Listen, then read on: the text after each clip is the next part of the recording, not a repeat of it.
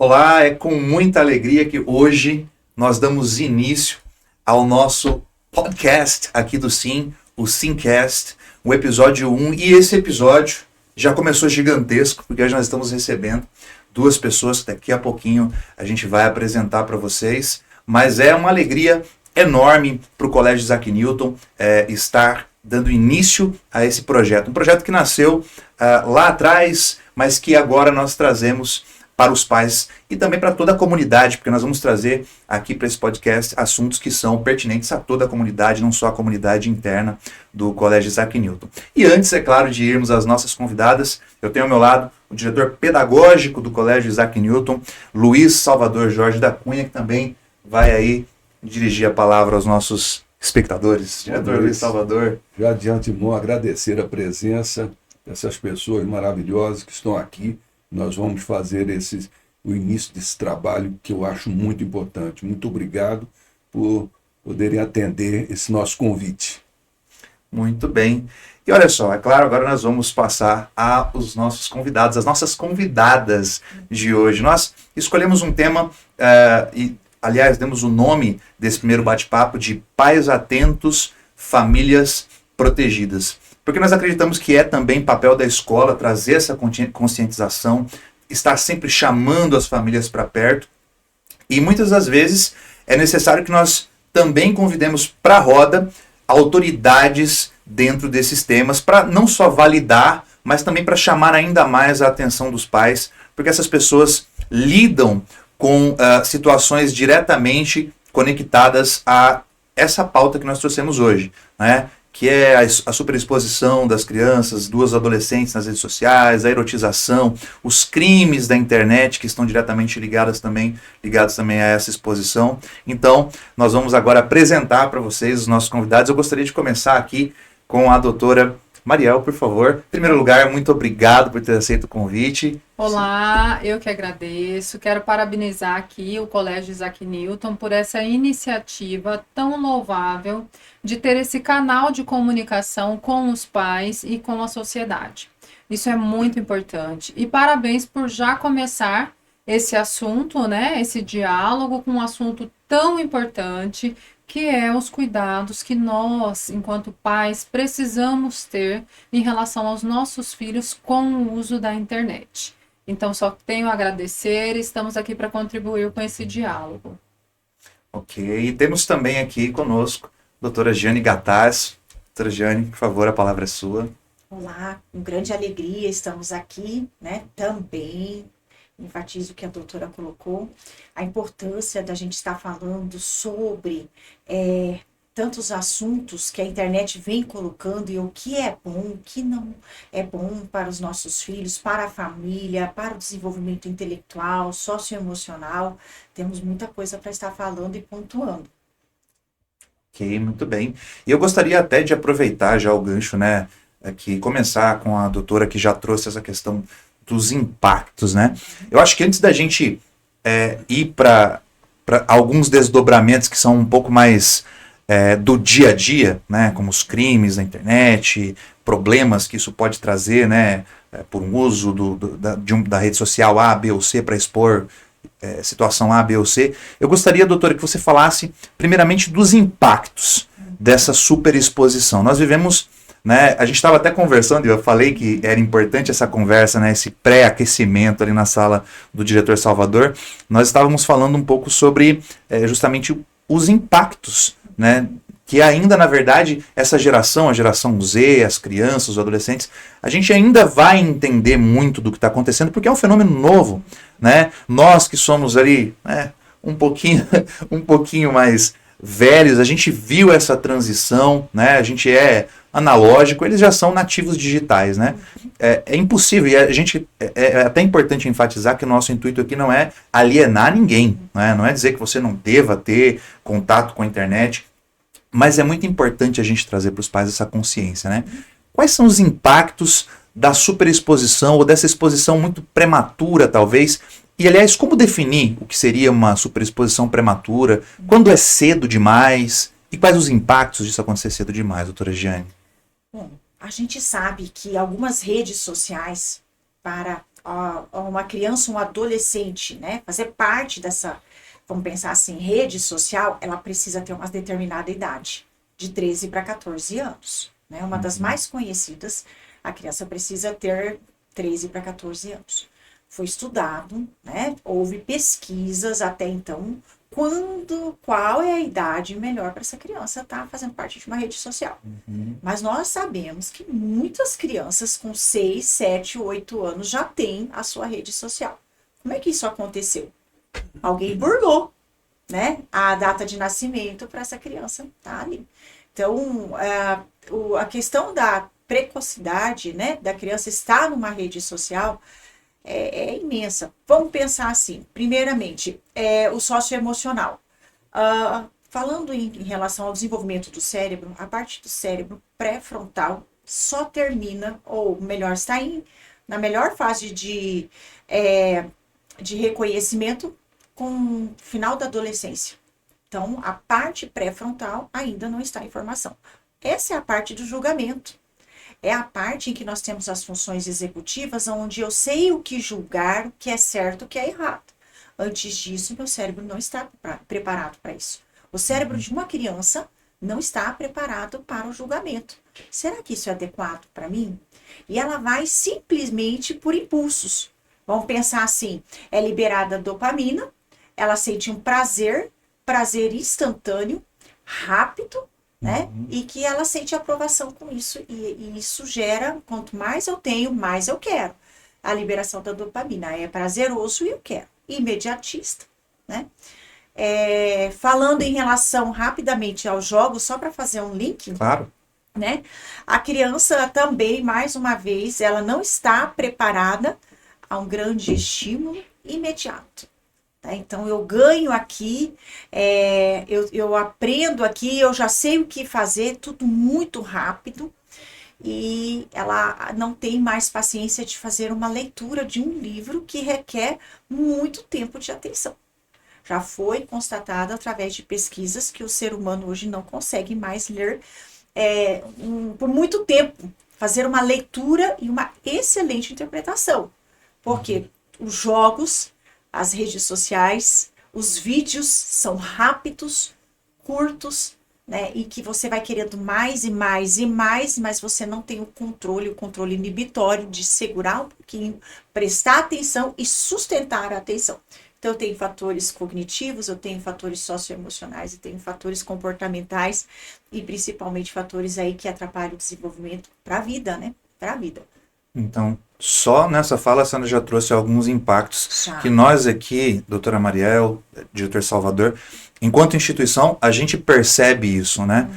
Eu também venho de sala de aula, né? E eu percebi isso como um grande impacto, principalmente depois da pandemia, doutora, onde as crianças ficaram muito tempo no celular. A senhora até usou um termo ali, são babás, né?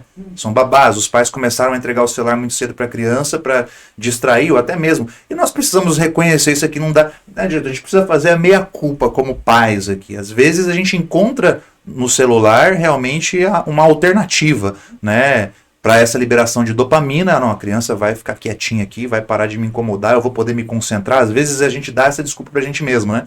Eu vou poder me concentrar no meu trabalho, nesse meu tempo aqui com meu esposo, minha esposa, eu vou deixar ela no celular. Mas realmente esse era um impacto que a gente já percebia, a falta de concentração da criança, né?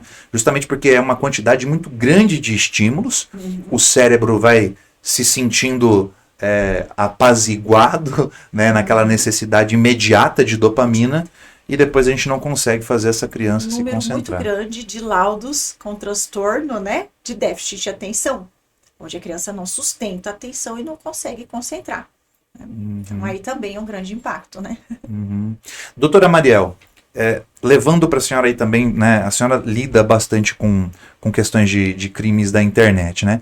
Quando a gente fala de definir uma idade, né, talvez seja uma questão até de diretrizes das plataformas, né? Quando elas acreditam ser seguro uma criança ingressar nas redes sociais. Do seu dia a dia, e eu tenho certeza que, né, até para não pesar o clima aqui, né, a quantidade de coisas horrorosas as quais a senhora, como autoridade policial, tem acesso. Como é que a senhora vê essa questão da exposição, a questão da idade da criança e do adolescente já nas redes sociais? E o que a senhora já percebeu de impactos nessa área de atuação da senhora? Além de tudo que a doutora Jeane falou, os cuidados com a saúde mental, nós temos que lembrar que a internet ela é boa, ela tem suas vantagens, mas também demanda cuidados. Porque usando aplicativos, canais, jogos online, a gente expõe crianças e adolescentes a riscos. Então, parece que para os pais é um alívio. Nós pais, eu também sou mãe de 2 meninas. Então, é um alívio você estar na sua casa e encontrar o seu filho dentro de um quarto, entretido com um jogo online, né, com um celular, pesquisando. Ele está dentro de casa, ele está seguro. Forma-se essa imagem. Mas nós não podemos esquecer que na internet também há riscos, há perigos, e nós temos que nos cercar de cuidados para salvaguardar os nossos jovens.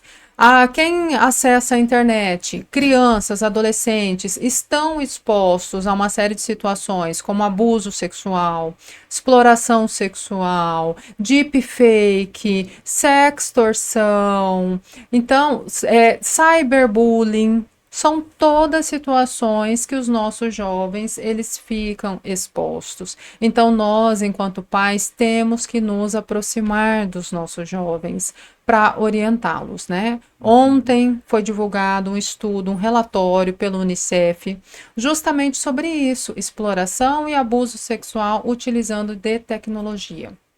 E os dados, eles chamam muito atenção, né? Ali mostra que isso é um dado que me chamou muita atenção enquanto delegada também, porque sempre nós pensávamos que os crimes cometidos pela internet geralmente eram praticados por desconhecidos e os crimes presenciais por conhecidos familiares. Mas o estudo mostrou que 49% das abordagens online, elas começam por conhecidos da vítima. Então, começa essa abordagem via online e depois evolui para presencial. Isso foi um dado que chamou atenção. Então, nós temos que tomar cuidado. E assim, a abordagem, ela não começa com violência, né? Ela começa com tentativas de aproximação, com elogios. Então, uma criança que está num joguinho online, alguém do outro lado, que é um maior de idade, para se aproximar da criança ou do adolescente, comece elogiando. Olha, gostei do seu avatar. Nossa, que jogada boa que você fez. Nossa, gostei tanto que eu vou te mandar uma moedinha. Isso vai criando aproximação. E vai gerando amizade, uma falsa percepção de amizade e vai evoluindo para um contato íntimo, para um pedido de troca de nudes. E isso evolui para outras práticas. Então, é importante que nós tenhamos atenção com os nossos jovens, porque os perigos, eles existem. As plataformas, tem algumas que fixam a idade de 13 anos, tem outras que fixam 16. Então, nós temos que tomar cuidados, né? Porque a exposição precoce a conteúdos indesejados acontece com o uso da internet. E depois que aconteceu, a criança já teve acesso à informação, só resta trabalhar para ressignificar aquilo, não é, doutora? É isso aí. E essa imagem que a criança gera é uma coisa que ela leva consigo. Eu posso dizer para vocês de experiência própria, né? Às vezes acontece, né, de a criança estar em um ambiente que você também considera seguro na rede social, e eu trago aqui até uma experiência. Eu acho que eu cheguei de compartilhar com o diretor Salvador há um tempo atrás. O meu filho estava vendo shorts no YouTube, sabe? Ele é aficionado por aviação, assim. Ele gosta muito de aviação. E ele estava lá vendo shorts, etc, e estava aparecendo, acho que era weird planes, que seria tipo aviões estranhos. E começou a aparecer, sabe, vários flashes com várias imagens de aviões, e de repente apareceu um avião com o formato de um órgão genital. Apareceu. E eu até contei pro diretor Salvador, ele viu assim, e ele jogou o celular. Essa foi a reação dele. Eu até falei pro diretor, a gente achou, né, a gente achou engraçada a situação, Mas ele depois, que ele falou, o que foi, filho? Ele falou assim, não, pai. E assim, a expressão dele mudou. Ele identificou aquilo. Volto a repetir aqui, não era a imagem de um órgão genital, era um avião com um formato. Imagina. E ele ficou, depois ele falou assim, pai, por que colocaram aquilo lá no short? Eu falei assim, filho, a internet, com certeza, a intenção maléfica. Isso. né? Um dado também que é muito interessante desse relatório é que mais de 1/3 dos jovens que sofrem algum tipo de abuso, exploração sexual na internet, recebem nudes, que recebem uma informação de uma forma precoce, mais de 1/3 guarda segredo, por medo. E 1/4 que resolve contar, conta para os amigos, não compartilha com os pais. Então, isso é um estudo muito importante que tem que nos chamar a atenção, tem que nos levar à reflexão sobre qual é o nosso papel nesse cenário. Como que nós temos que conversar com os nossos filhos? É muito importante nós dialogarmos sobre os cuidados com o corpo, o que é uma parte íntima, quem pode tocar, de que forma, né? Tem que ter esse cuidado, tem que ter uma abertura de diálogo, explicar que se algo acontecer de ruim, quem são as pessoas de confiança, onde buscar ajuda, saber acolher essa criança, né? Olha, muitos não sabem onde buscar ajuda, foi o relato. As crianças não contam porque não sabem onde buscar ajuda. Não contam por medo, vergonha, medo de não acreditarem no relato da criança e sentimento de culpa. Quando que existe o sentimento de culpa? Quando geralmente a criança compartilha um nudes pessoal.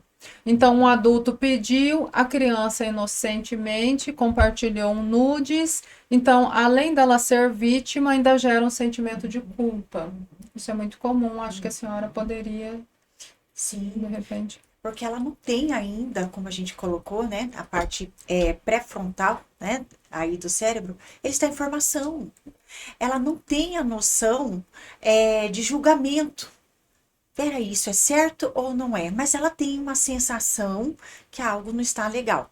E o medo também, né, é de que os pais tirem completamente o acesso à internet, aos jogos, que ela gosta muito, então ela prefere não falar. Então, esse julgamento que ela mesma tem, às vezes errado, precoce ou mal julgado, é por conta de que ainda está em processo de formação. É uma criança, é uma adolescente. Esse julgamento nós só temos ele na vida adulta, né? E tem crianças que guardam, leva isso para a vida adulta e no futuro aí tem consequências como, né, depressão, muita ansiedade. Na fase infantil não dormem, né? Mudam o comportamento. Os pais precisam estar atentos ao comportamento. O comportamento da criança fala muito, né? Então, a nossa geração mudou muito. Antes, as crianças estavam na rua brincando. Por conta da segurança, é bem melhor a gente chegar em casa e os nossos filhos, né, estarem dentro do quarto, protegidos, né? As crianças brincavam de dar as mãos, de roda, tinham contato muito físico com outras crianças e sabiam socializar muito bem, desenvolviam esse lado socioemocional muito bem. Hoje, as crianças estão convivendo praticamente com uma máquina e com outras pessoas do outro lado totalmente desconhecidas, né? E aí elas vão mudando essa dificuldade na socialização vai existindo e também uma grande dificuldade emocional. A gente vê aí em Cuiabá, meio-dia, aquele calor e as crianças atravessando a rua na hora de sair para a escola ou ir para a escola de moletom, tampando os dedinhos, até os dedinhos, né? Isso é verdade. Com Capuz. o capuz, e mal a gente vê os olhos, né, dessa criança atravessando a rua, né? Então ela nem pega o sol, nem nada. Igual essas a vergonha lá abatidas. do Divertidamente, né? Pois é, totalmente, né? Ela Fechado, realmente né? é um sentido, né, emocional. E ela atravessa a rua, né, bem encolhida e chega em casa, blackout. As crianças hoje solicitam que fechem tudo, e fica naquele mundo escuro, né? Onde não há uma socialização, não está criando aí um lado socioafetivo e sim convivendo com a máquina. E ainda acontece situações em que ela não vai contar para os pais, esse abuso até então cresce, uma criança guardando tudo, um transtorno de ansiedade generalizada, depressão, entre muitos outros transtornos aí que nós temos aí no Manual de Saúde Mental. Então, esse julgamento precoce a criança não tem, ela não vai discernir, e se tiver, vai discernir errado. Por isso a importância dos pais. Eu estou lembrando de uma coisa que eu fico também objeto da preocupação nossa. Os jogos, alguns deles existem desafios. Sim. E nesses desafios, algumas crianças e adolescentes ou pré-adolescentes estão se mutilando. Eu já ia. É uma coisa, é mais do que a gente pensa. Eu tiro daí a palavra do Dr. Augusto Cury, numa palestra para diretores de escola. Ele disse: a quantidade de crianças e jovens lá da sua escola que se mutilam no banheiro é muito maior do que os senhores pensam, que as senhoras pensam. E aí a gente fica refletindo, né? Essa é outra parte perigosa dos jogos. Alguns que se direcionam para determinadas provas, né? Desafios, tendem a mutilações, a nudes e por aí vai. Né? Eu ia falar justamente sobre isso. Um dos sinais que a gente pega muito na delegacia de vítimas de abuso sexual é a prática de automutilação.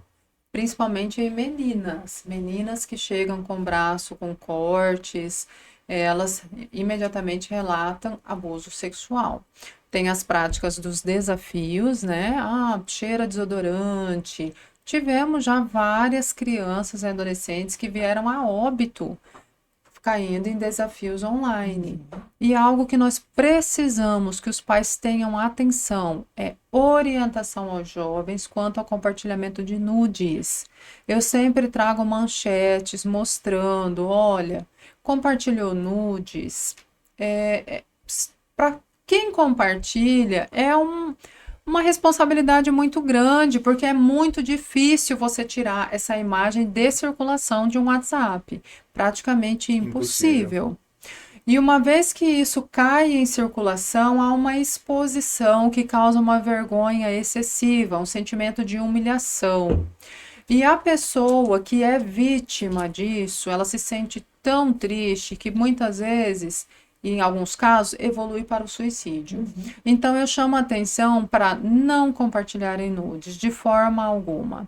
E se por algum motivo algum jovem recebeu, eu chamo a atenção para ter a responsabilidade de não passar adiante. Porque imagine, um jovem, de uma forma sem pensar, irresponsável, ou às vezes até mesmo maldosa, compartilhou nudes que recebeu, e essa pessoa veio a cometer um suicídio.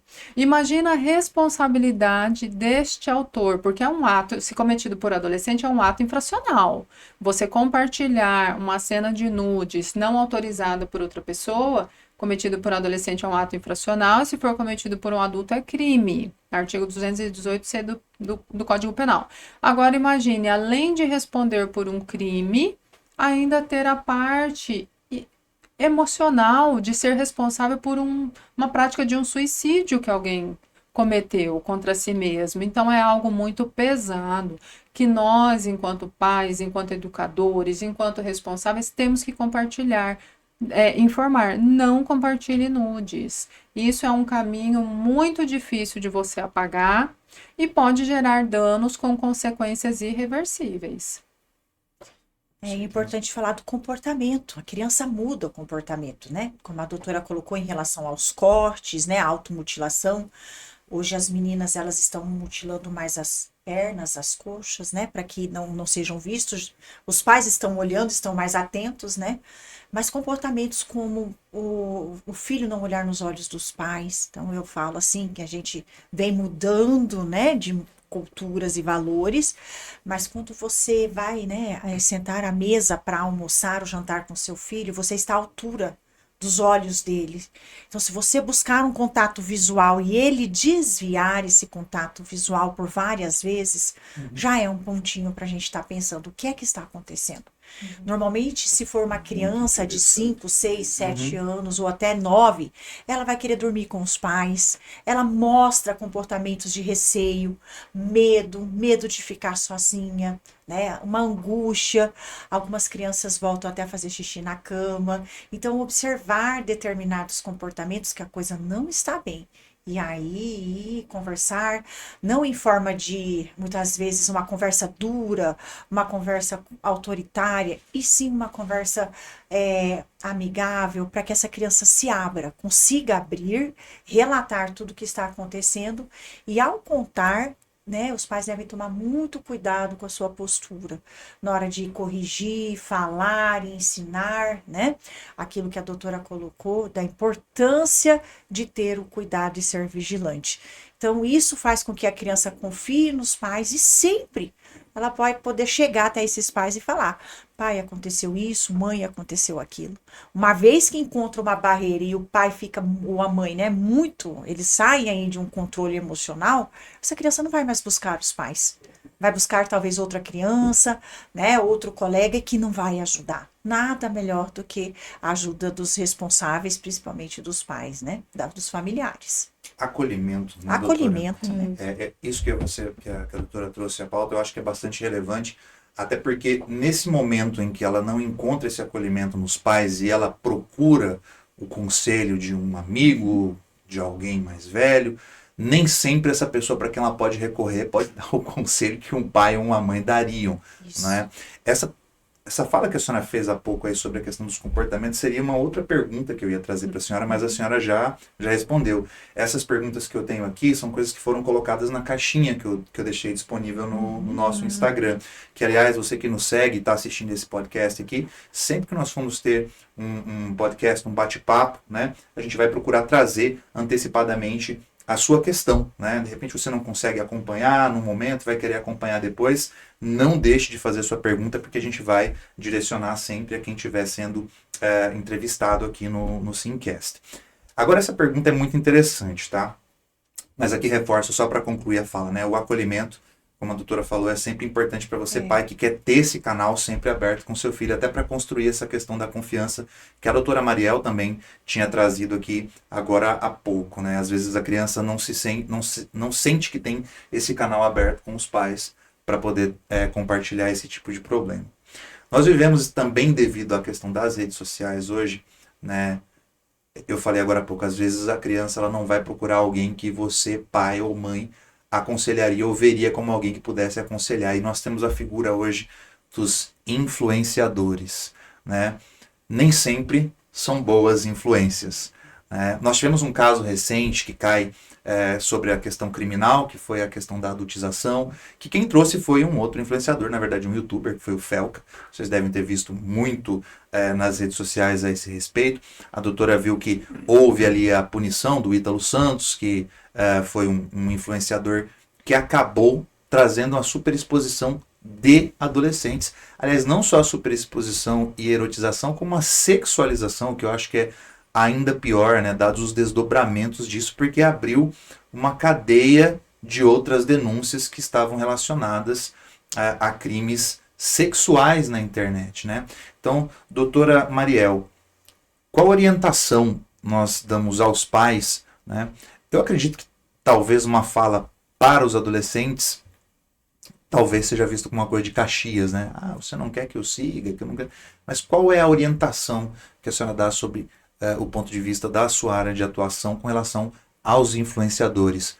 O que é que o pai, quando percebendo, né, que o filho está seguindo a influenciadora A ou B, pode ver como uma característica que pode trazer algo prejudicial para essa criança ou adolescente?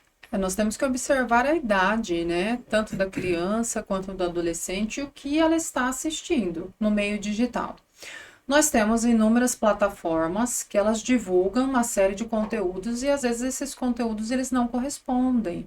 E aí aplica-se as questões de sexting, que é o que você está falando, né? A criança ela tem informação a conteúdo antecipado sobre sexualidade que ela não está preparada, essa erotização precoce, e a criança vai desenvolvendo uma postura que não está adequada para a idade dela. quer adquirir vestimentas que não estão compatíveis. Então, é um tema que ele é delicado, mas que nós precisamos abordar, né? É um conteúdo. O que meu filho pode acessar? É uma Essa é uma grande responsabilidade. interrogação, né? Isso. O que meu filho pode acessar? Então, esse limite nós temos que estabelecer.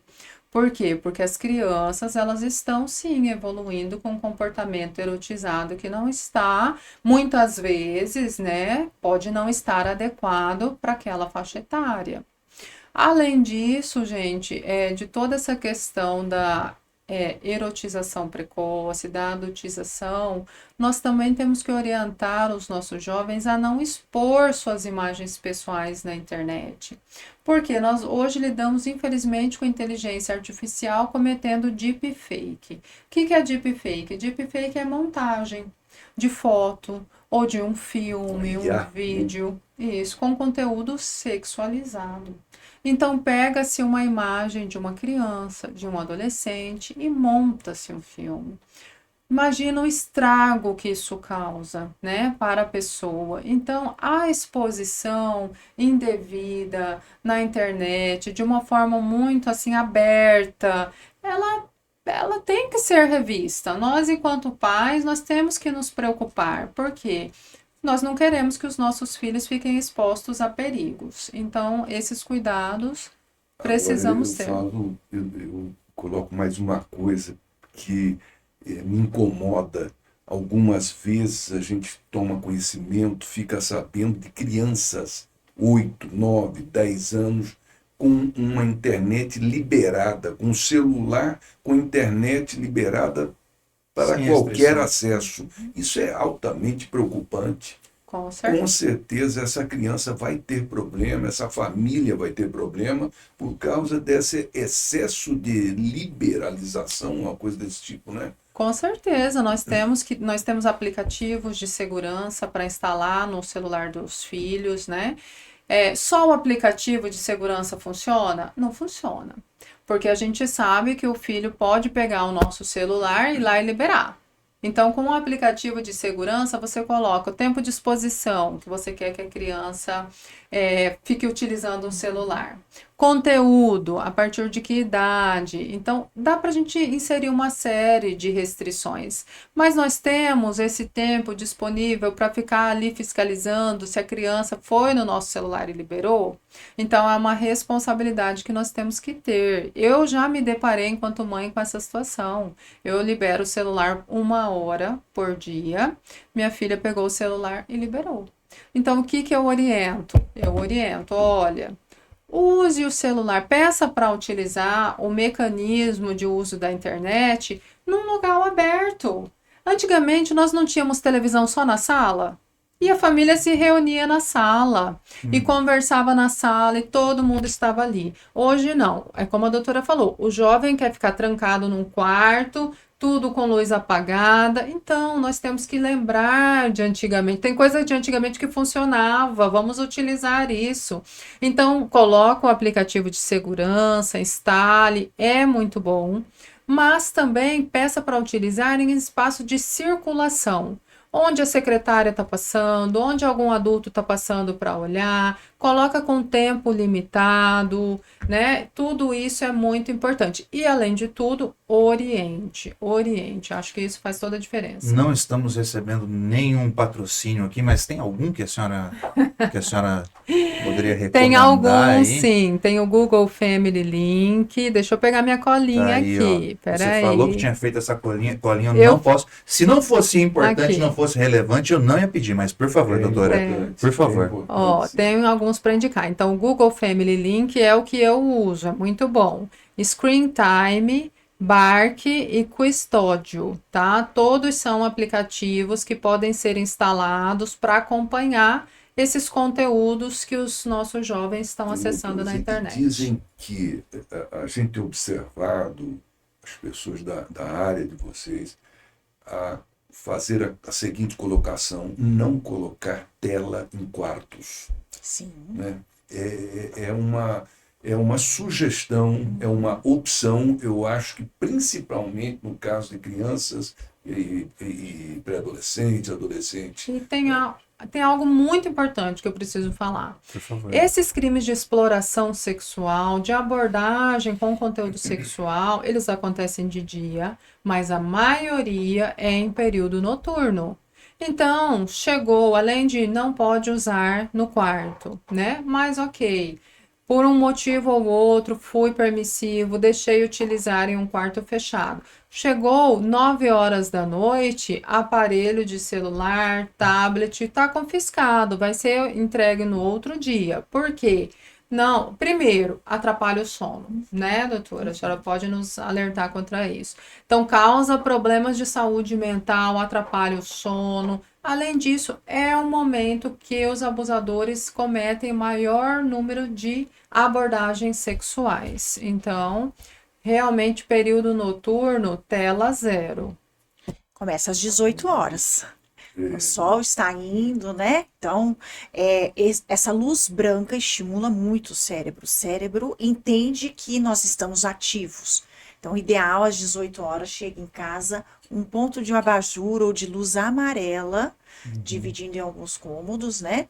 E zero tela à noite, né?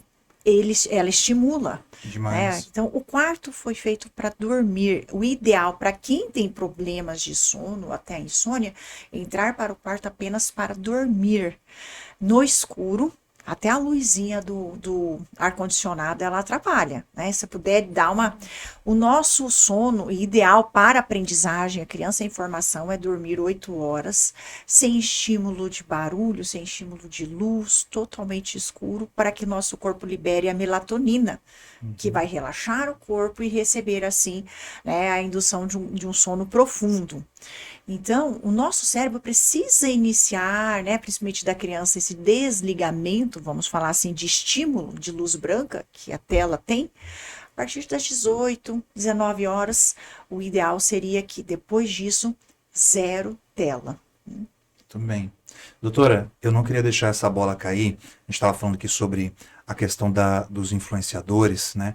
E eu gostaria que a senhora trouxesse o ponto de vista dos impactos psicológicos, né, disso. Muitas das vezes as crianças começam a seguir, os adolescentes começam a seguir esses influenciadores. Eu vou trazer aqui, por exemplo, influenciadora fitness, teen, né, uma Jade Picon da vida, ou sei lá, outras que estão agora fazendo aí o imaginário dessa galera.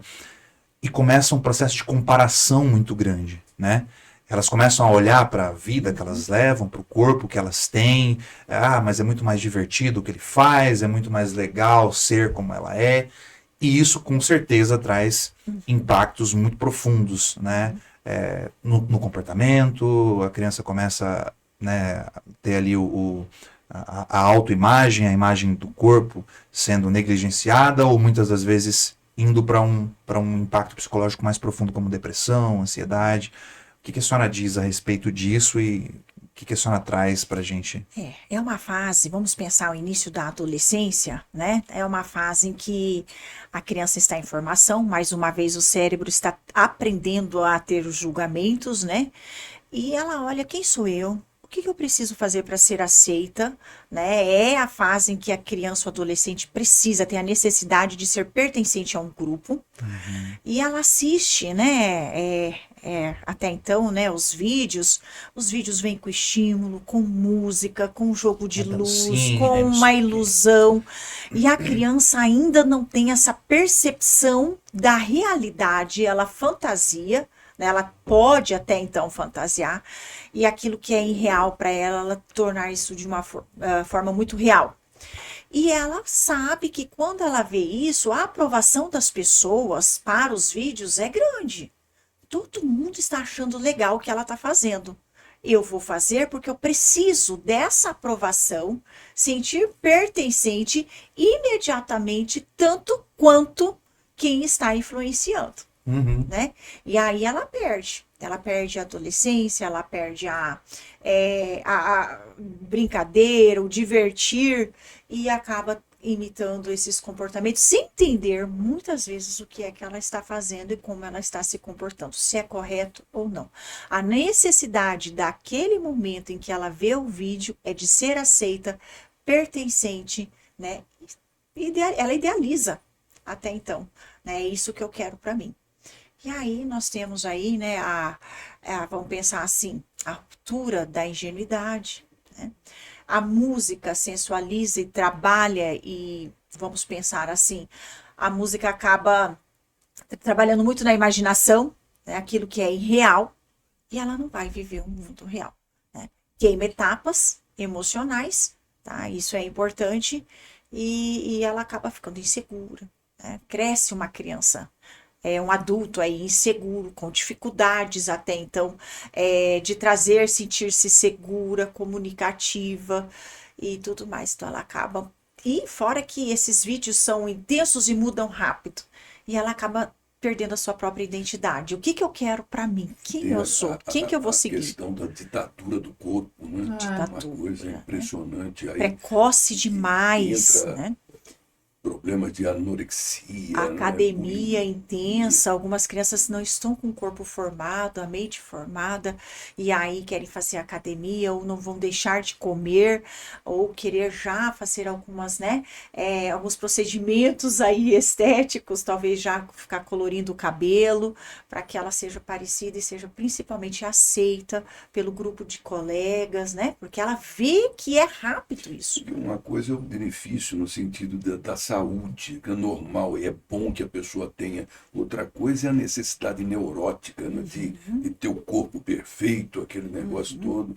Sim. Então isso vai entranhando nas crianças, nos jovens, e nós, assim, que trabalhamos com educação e psicologia, também delegada, nós temos que ter esse bom senso de orientar, na medida do possível, né, que nós somos pessoas normais, que nós temos que ter defeito, ter deficiência, faz parte da vida.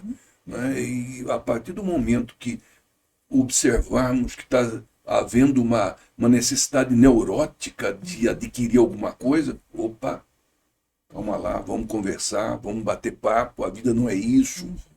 A realidade não é assim. Pois Não é esse mundo imaginário que muitas vezes tentam trazer através de músicas, de jogo de luz, de, né, falas. Até então não é assim. E aí a criança, o maior impacto que eu vejo é a dificuldade de entender a sua própria identidade. Quem eu sou. E vive a identidade de uma outra pessoa. Né? Acaba vivendo uma identidade de outra pessoa que não é real.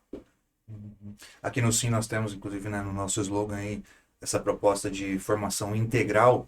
Eu acredito que um papel muito importante dos pais nesse momento, que a gente convida eles para participar, pegar esse slogan que é nosso, mas que traz, né, para o dia a dia da criança, é trazer essa percepção do todo. Né? A formação integral para a gente, né, aqui no Colégio Isaac Newton, também significa trazer consciência daquilo que acontece fora da escola. Quando as crianças estão em ambiente escolar, elas estão usando uniforme, elas são todas iguais. Né? Muitas das vezes a gente pensa, né, mas uniforme inclusive, já passamos poucas e boas aqui, quebrando o protocolo, né, diretor? Poucas e boas aqui dos pais com relação ao uniforme, né? Até poucos dias atrás a gente estava discutindo aqui algo que uma mãe trouxe sobre se levantava mais ou estendia acima do joelho, o short. Quando as crianças estão aqui dentro, né, elas são todas iguais. E trazer essa consciência para elas da questão da comparação é algo que para a gente é importante, porque, como a doutora falou, é um processo de formação cognitiva. É um processo de construção de identidade, o que a gente acredita que ainda é mais profundo, né? Porque, sei lá, me corrija se eu estiver errado, acho que algumas literaturas até divergem com relação a isso, que o cérebro adolescente vai até os 23, 24 anos, que é quando o córtex pré-frontal realmente se forma ali, né? Deixou de ser adolescente. Então, se você está aí, né, com 30 anos, faz pouco tempo que você deixou de ser adolescente, né? 7 anos atrás você ainda era um adolescente. Mas convencê-los disso no processo que a gente chama de formação integral é um desafio para nós, né? Mesmo que a gente queira dizer para eles que, presta atenção, né? Muito cuidado. Às vezes a gente é tirado como chato. Alguns Quando- estão dizendo que a adolescência está indo até os 30 anos. Não, hoje em dia tem filhos de 40 Já morando com os existe. pais, né? Já existe essa linha E a de gente não faz raciocínio. ideia, né? A gente não é capaz ainda de medir os impactos disso no futuro, né? Até porque nós, né? Eu, por exemplo, sou dos anos 80 ali, final dos anos 80, tá, pessoal? Final dos anos 80. Mas eu passei por alguns processos na minha vida, isso que a delegada estava falando há pouco aqui, né? Da família reunida para assistir TV, de ter um lugar só. Pra gente isso era status quo. A doutora falou sobre o quarto ser para dormir. Para mim, o quarto era isso. No máximo, ler um gibi da Turma da Mônica, um pouquinho antes de dormir, ou ler um livro, ou sei lá, ouvir uma música, porque depois de um tempo a gente tinha aqueles mini systems, tocavam CD, você levava ali, podia ter, mas nunca o quarto foi um ambiente tão perigoso e você traz o mundo para dentro do seu quarto quando você está com uma tela ali, né? E a criança, nesse processo de formação de identidade, ela está no quarto, no horário de dormir, se comparando. Ela está no quarto, no horário de dormir, jogando um jogo online, podendo ser aliciada, né? Aliás, já que eu toquei essa base aqui, a gente já tá, eu falei pro senhor que passa rápido, já são 5 horas da tarde, daqui a pouco a gente está fechando uma hora de bate-papo aqui já. Delegada, o criminoso é ardiloso, né? Você falou, ele não chega com aquela imagem, né, dos quadrinhos ali com uma camiseta listrada, uma venda nos olhos com um buraquinho, uma boininha preta, falando, eu sou um criminoso. Ele chega sempre com alguma, né, ele é ardiloso, né? Os pais estão sim preocupados, né? Tanto é que, né, o que o pai que suspeita, né? Aliás, eu acho que o pai deveria estar sempre olhando quem comenta nas redes sociais dos filhos. Sempre. O que se comenta, o que o seu filho está postando, o que sua filha está postando, né? E o que está sendo comentado ali. Infelizmente, às vezes, né, o pai quer dar privacidade para o filho, não quer ficar olhando uma DM. Mas quais são os passos mais comuns?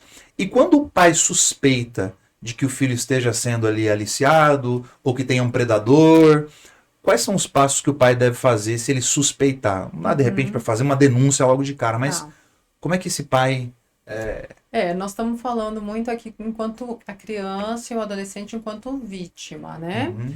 Eu vou responder sua pergunta e depois eu vou trazer um alerta também, que às vezes a criança ou o adolescente ele pode ser o autor. E qual que é a nossa responsabilidade enquanto Dos pais pares, né? nisso? Dos pares, você diz. Qual a responsabilidade dos pais quando os menores são autores também, Uhum. né?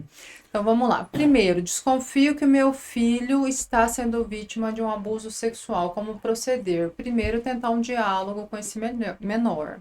Sempre com acolhimento, né? Sempre com calma, evitando aquelas frases, fale logo, conte logo, foi fulano, induzindo. A gente não pode fazer uma escuta de criança dessa forma. Tem todo um método especial, deixar a criança fazer um relato livre, o adolescente fazer um relato livre, deixe ele contar da forma dele.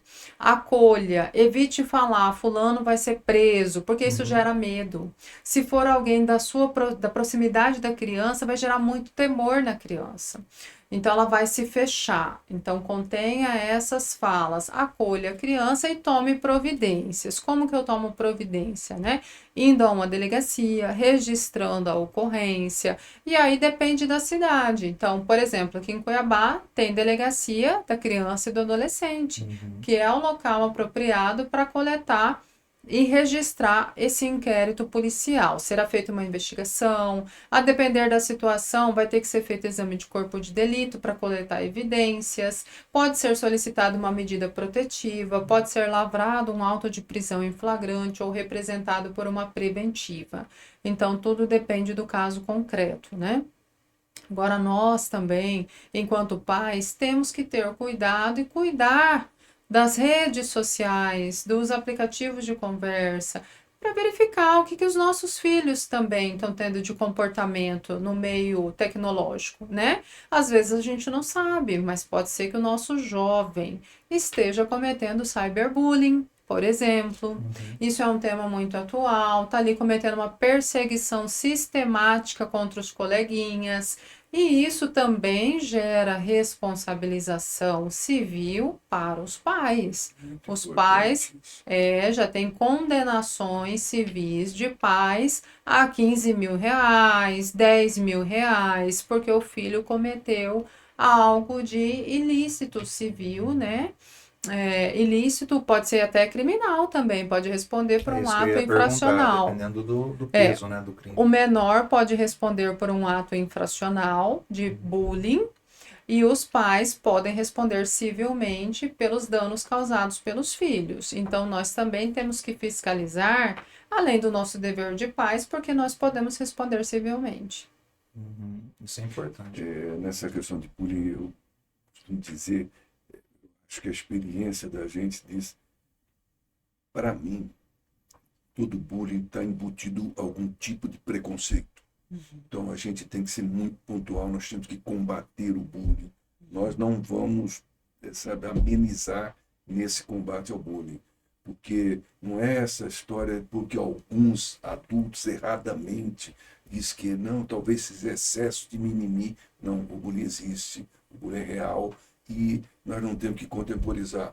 É tomar decisões, se posicionar e, se for o caso, punir. Aqui nós fazemos assim. Com certeza. E o bullying causa muita dor a quem sofre, né? Uma criança ou adolescente que é exposto a bullying sofre muito, se sente intimidado, desestimulado, às vezes até ao estudo prejudica, né, a linha educativa. Então, além de ser criminosa, é uma prática que causa muitos danos à saúde. E quem está fazendo bullying é necessário estar averiguando, né? Se tem um transtorno por trás disso, quem é essa criança, né, que está se formando aí até então, que vai estar, né, falando para outra criança algo que vai machucar, talvez pela vida toda. Quantas vezes eu recebi pacientes adultos que estão indo buscando ajuda por conta de bullying na infância, na adolescência, e foi um ciclo, né? E que essa pessoa sofreu ou sofre muito por conta daquilo que parecia ser brincadeira, mas não era, né? Era um crime, né, doutora? Era um crime. É um crime, né? Esse dia, uma colega minha que faz mestrado, mais de 40 anos, ela falou para mim, falou, amiga, eu estou sofrendo bullying pelos meus colegas de curso de mestrado. Eu falei, gente, eu não acredito nisso. Uma adulta sofrendo bullying. E assim, o bullying é interessante, porque para ele existir, além dessa perseguição sistemática, a gente sempre observa que tem os espectadores em volta que eles apoiam a conduta, são coniventes, eles prestam apoio à conduta de quem está cometendo bullying. São plateia, né? Plateia. Então, nós podemos mudar esse cenário com educação em casa. Primeiro, não cometa bullying. Segundo, você viu algum coleguinha seu cometendo bullying? Não apoie. Não apoie, porque quem pratica o bullying, ele tem um círculozinho que ele se mantém disso. Então é importante. Por isso que ele muitas vezes continua, né? E quem ele está sendo em evidência. Responsável quanto aquele quanto o autor. Né? Isso é fato. Isso a gente tem que deixar claro. Né? Se você vai replicar um cyberbullying, você é responsável também como autor. Com certeza. Se você foi lá e deu uma curtida na piada de mau gosto, se você colocou um emoji sorrindo. Eu acho que também é muito importante, já que a doutora trouxe isso aqui à pauta, né? A doutora Giane também falou sobre adultos que trazem esses traumas, né, de bullying. Né? Existe quase que uma banalização disso, né? Principalmente quem é da velha guarda, né? Costuma falar, na minha época isso não era bullying. Era sim, porque hoje, de repente, não te faz mais sofrer, mas lembre-se de como você se sentia lá, de como você se sentia constrangido quando alguém te chamava, né? Ou o bullying, às vezes, ele é feito por isso, né? Você destaca demais uma característica da pessoa, você dá evidência, e aquilo traz algum tipo de constrangimento, né? Eu mesmo, meu Deus, eu passei maus bocados na minha época o seu de bullying escola. aí. Eu fui vítima de muito bullying na minha eu era infância. muito magro. Eu era muito magro, eram coisas terríveis. Eu não vou falar porque pode servir de gatilho para alguém aqui, ou alguém pode pegar e começar a usar isso, mas é terrível, Sim. né? E eu acho que é muito importante a gente falar sobre isso, né? Quando a doutora falou da colega dela aí, é muito importante a gente lembrar que o bullying ele não é algo que está preso à criança, né? Ele só precisa ser cometido por pares, por iguais, e tem essa característica aí. O diretor Salvador fala sobre isso no nosso dia cívico, né, diretor? Aliás, essa é uma das inúmeras falas que o diretor fala sobre questões que nós consideramos pontuais de serem abordadas aqui, e é no dia cívico, que é um evento que a gente tem periodicamente aqui no Colégio Isaac Newton, todo bimestre, né, diretor? Temos o dia cívico. O diretor sempre traz uma fala muito pertinente para os nossos alunos a respeito de bullying, né? E a gente considera isso. O diretor costuma falar, como é que é, diretor, que o senhor fala? No Colégio Isaac Newton, a gente não tolera bullying, né? Então, a gente não... Vamos Bem. compactuar, Isso aí. temos posicionamento firme Uhum. com relação a bullying. E tem que ser assim. A Importante. partir do momento que é detectado, nós posicionamos e, se for o caso, as punições existem. Muito bem. E é importante, já que nós temos as nossas convidadas aqui, né? Alguém que com certeza já tratou tanto os traumas de quem sofreu bullying, que a senhora acabou de falar, e de adultos que trazem isso, como também com certeza já deve ter recebido alguma criança com algum transtorno, que comete o bullying e Exato. precisa tratar isso daí. E a doutora aqui sobre o ponto de vista, né? O cyberbullying é crime. Sim, é Né? crime. Aqui o bullying ele é cometido na escola, é tratado a rigor das punições que a escola pune, né? Mas se a escola, desculpe, Se a escola que existe denuncia- o cyberbullying, nós vamos agir da mesma forma. Fazemos O questão. cyberbullying Né? é bullying, É. usando... A internet. A grande diferença que existe é que o cyberbullying ele é mais maldoso, porque ele acompanha a vítima 24 horas por dia. Né? Acessar o celular em casa, tá, né? aquela crítica sistemática. Né? E a- Então, E a pessoa também se vale daquela falsa sensação de anonimato para pesar mais ainda o tom do bullying. Porque aí ela pensa, não, aqui ninguém sabe que sou eu vou pesar no tom. Então, o que ela falaria mal pessoalmente fica mais pesado ainda utilizando a rigor, internet. não existe esse anonimato. Né? A rigor, se não. for parar na polícia, ele Sim, vai ser descoberto. A experiência que nós temos aqui de anos passados, né, que se a coisa for de tal forma que for direcionada para a polícia, não vai existir anonimato. Eles vão detectar o IP e vai bater a porta. E a Polícia Civil está trabalhando. Teve até uma fala que o diretor Salvador fez há um tempo atrás, numa das nossas reuniões, né? De uma questão que estava sendo trabalhada, e às vezes a gente fica nessa ilusão, e quem comete esse tipo de crime, né? Vamos deixar bem claro, crime na internet, achando que está protegido pelo anonimato, porque usa um avatar, porque isso, porque aquilo, não sou eu que está aparecendo ali. Muito cuidado. Pode levar um tempo. Eu acho que isso até aumenta um pouco o fator de sensação de justiça feita, porque vem quando a pessoa menos espera. Ela acha, não, nunca vão descobrir, usei um IP falso, usei não sei o quê. Muito cuidado, porque a casa cai mesmo. Mostra. Né? Chega Com lá. certeza.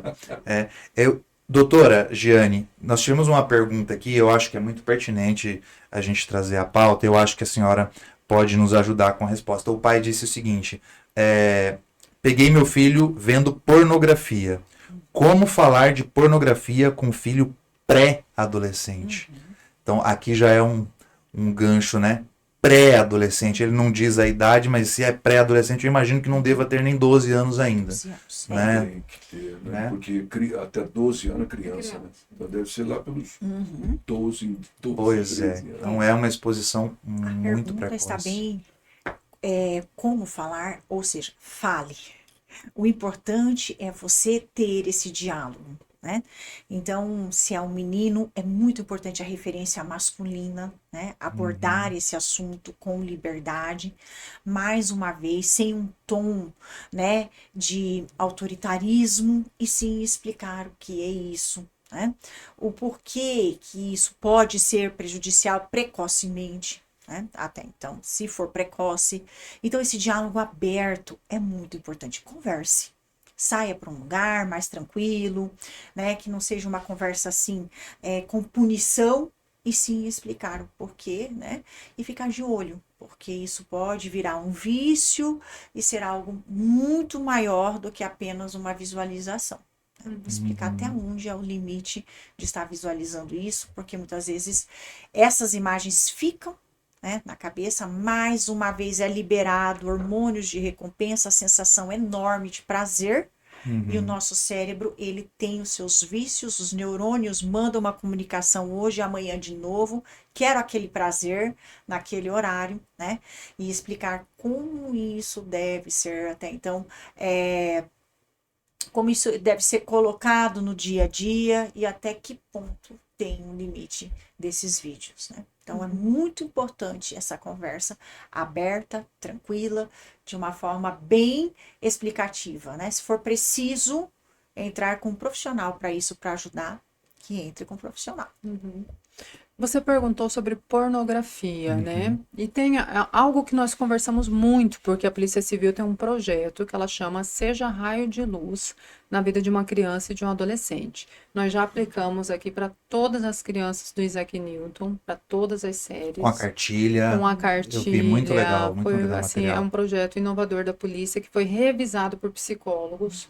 E nós temos a parte, né, que a gente faz também uma palestra para os pais. Nós vamos até condomínios para falar sobre esses cuidados. E um dos cuidados que a gente aborda muito é sobre essa questão do diálogo sobre a sexualidade, sobre relação sexual. Nós precisamos vencer o tabu e abordar esse assunto com os nossos filhos. É um assunto delicado, é um assunto difícil de se tocar, não é fácil. Constrangedor, né? É uma sensação constrangedora, porque nós fomos educados a não falar sobre isso. É um assunto que a gente guarda as 7 chaves, não é, doutora? Mas que se nós não abordarmos com responsabilidade com os nossos filhos, isso vai acontecer.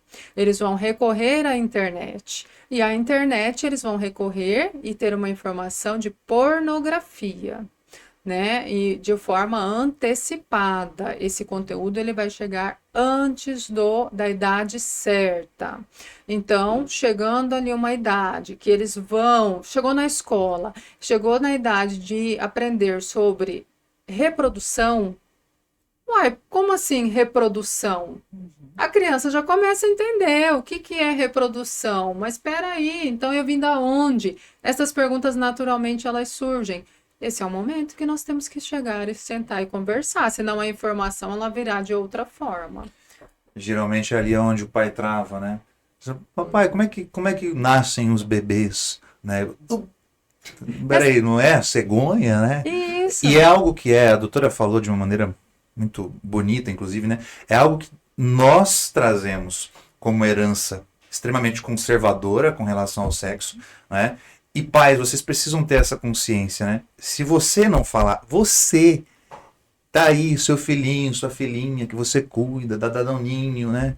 Cuida tanto. Se você não ter essa conversa, né? Com acolhimento, com cuidado, você vai escolher as palavras que você vai usar. O seu filho ou a sua filha vão aprender fora do ambiente do seu lar, da sua casa, né? E talvez isso possa acontecer de uma forma muito explícita.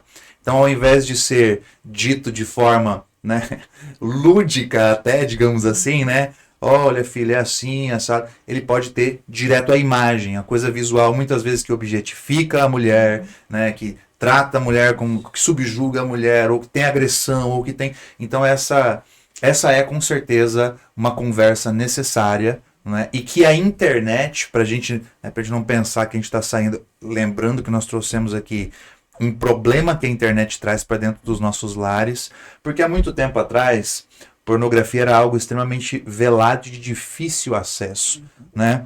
Eu, por exemplo, me lembro de quando eu era criança, adolescente, chegava em banquinha e tinha ali aquelas revistas e tal, meu pai até me tirava de perto para que eu não ficasse exposto às imagens que estavam nas capas, né? Ou você ia numa videolocadora, ficava aquela coisa reservada ali.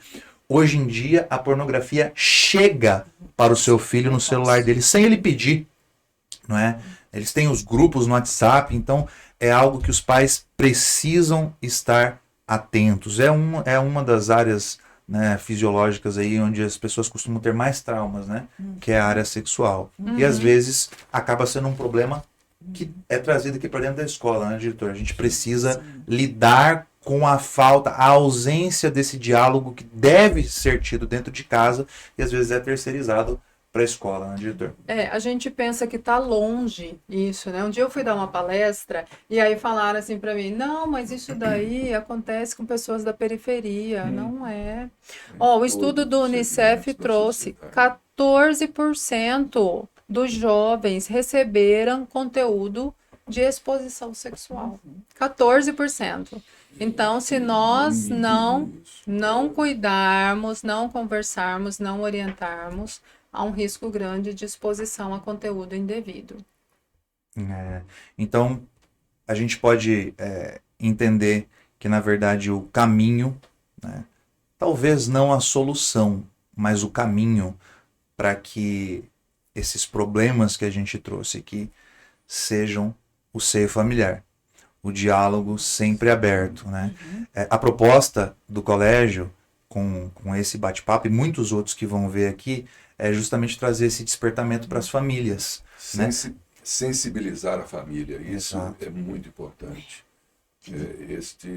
Esta conversa que nós estamos, né, aproximando do fim, eu acho que é da maior importância. Eu como diretor do Colégio Zacnil, diretor pedagógico, eu agradeço muito as senhoras que deixaram o serviço de vocês para vir aqui prestar essa ajuda, essas informações que são muito fortes e muito importantes. Muito obrigado mesmo. Obrigado aos nossos colegas aqui, Colégio Delgado, Eduardo, ao Kenderson, que está aqui fazendo esse bate-bola, vamos dizer assim, muito importante. Muito obrigado mesmo. Eu acho que é de uma importância muito grande este vídeo. Eu gostaria, né, se pudesse, que todos os pais do Colégio Isaac Newton assistissem e também da comunidade. Nós vamos colocar à disposição para que outros pais, enfim, serão um serviço para a família de uma forma geral, para a sociedade. Exatamente. Por falar em serviço, né, eu gostaria que a delegada Mariel, que tem credenciais absurdas aí, está à frente de um gabinete, né, que é muito importante, né, dentro do contexto daquilo que a sociedade mais precisa se atentar ultimamente, né, no contexto geral aí, os vulneráveis, as mulheres. Eu gostaria que você falasse um pouquinho sobre o seu trabalho ali e, é claro, né, que você deixasse também aí um recado direto aos pais e falasse um pouco sobre o seu trabalho ali para a gente encerrar. Bom, eu sou delegada de polícia no estado de Mato Grosso já tem 14 anos, né? Estava coordenadora da Mulher e Vulneráveis na Polícia Civil há 1 ano e meio. E agora eu parto para uma área mais estratégica de fomento e articulação para o desenvolvimento de políticas públicas relacionadas ao enfrentamento à violência contra a mulher. Então, o nosso trabalho ele parte agora para uma parte estratégica de governança, com todas as secretarias do Estado, para desenvolver políticas públicas e realmente a gente fazer a diferença nesse enfrentamento à violência contra a mulher no estado de Mato Grosso. Muito bem, nosso muito obrigado, senhora, que prontamente, vale dizer isso aqui, prontamente aceitou o convite quando a gente fez, né? Eu acho, não sei se vocês sabiam que vocês seriam as primeiras desse projeto, mas eu acho que o Colégio Isaac Newton não poderia ter começado melhor, então eu agradeço muito a disposição para gravar a chamada, né? Me recebeu lá no gabinete, então agradeço muito aí a senhora. Eu que agradeço, contem sempre comigo. Parabéns ao colégio, viu? Obrigado. Porque essa pauta é muito importante. Parabéns. Muito bem. Doutora Jane Gataz, também da mesma forma quero externar aqui a nossa gratidão à senhora. Gostaria que a senhora falasse um pouquinho também sobre o seu trabalho para a gente encerrar aqui. Lá. Só finalizando, a educação, né, ela, na família, ela requer tempo. Ela precisa de tempo. Educar requer tempo. E nós estamos aí em tempos que não temos tempo. O tempo é escasso, limitado, né? Então lembre-se, a gente precisa tirar um tempo para educar, olhar nos olhos dos nossos filhos, observar comportamentos. Os comportamentos falam muito, né? E para que os nossos filhos, as nossas crianças cresçam adultos seguros e confiantes, né? Sem problemas emocionais, sem problemas de insegurança e tudo mais.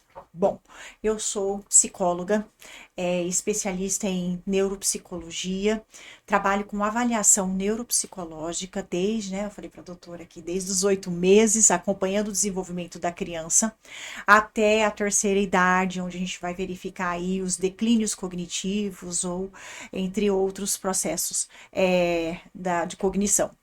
Trabalho com avaliação, trabalho também com informação e ministro palestras aí sobre a saúde mental. Muito obrigada pela oportunidade, parabéns por esse trabalho e que venham muitos outros entrevistas e trocas de conhecimento. Maravilha, é um privilégio para a gente.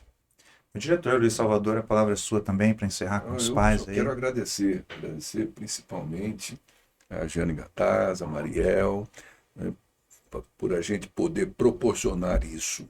Não há dinheiro que se pague esse tipo de informação. A sociedade, de uma forma geral, está carente desse tipo de trabalho. E nós estamos juntos aí. Mais uma vez, muito obrigado. É um privilégio podermos ter vocês aqui. Obrigado aos colegas aqui também.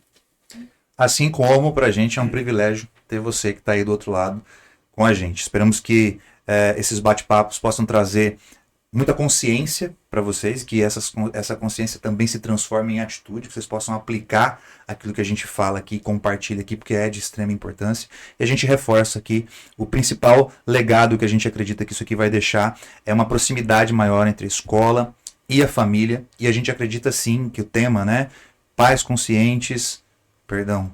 atentos, consciência despertada, pais atentos, famílias protegidas, a gente acredita que de fato é uma verdade. Então, muito obrigado a todos vocês que estiveram com a gente aqui. Mais uma vez, obrigado aos nossos convidados, diretor, nosso querido Vicente Delgado. Nós temos uma geral ali também, ô louco, olha só. E o Eduardo, que esteve com a gente aqui também. Muito obrigado a todos, é isso. Assim nós encerramos nosso primeiro Simcast. Até a próxima.